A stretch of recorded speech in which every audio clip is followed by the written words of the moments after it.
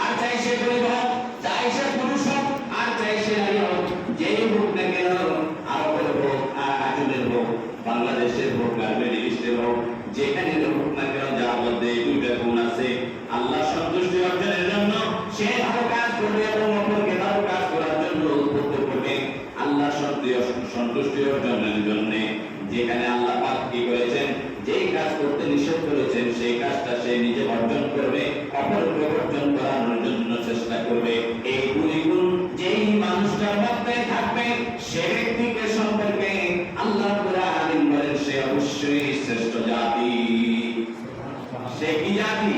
শ্রেষ্ঠ জাতি।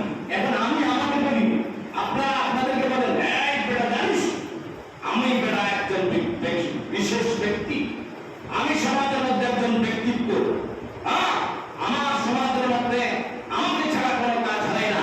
আপনি যদি আপনার দুনিয়াতে থাকা অবস্থায় আমি বলেন আপনাকে ছাড়া সমাজের মধ্যে কোনো কাজ হতে পারে না, ও দায়িত্বশীল ব্যক্তি আপনাকে সম্বোধন করে বলছি, শুনুন, কাল কিয়ামতের ময়দানে আল্লাহ মুহাম্মদুর রাসূলুল্লাহ সাল্লাল্লাহু আলাইহি ওয়াসাল্লাম আমাদেরকে খবর দিয়ে গেছেন, জানিয়ে গেছেন, বার্তা দিয়ে গিয়েছেন, আলা কুল্লুকুম রাঈন ওয়া কুল্লুকুম মাসউলুন আন রাইয়াতিহি।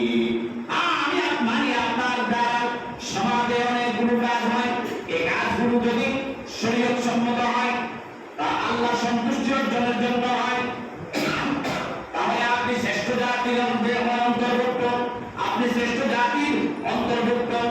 আর যদি আপনার মাধ্যমে যে কাজগুলো হয় সেই কাজগুলো যদি সমাজের বিশৃঙ্খলা যা আছে তার থেকে আরো বাড়িয়ে যায়, বিশৃঙ্খলা যা আছে তার থেকে কি হয়, আরো বিশৃঙ্খলা হয়ে যায়, আপনি সেটাকে কি করতে পারেন?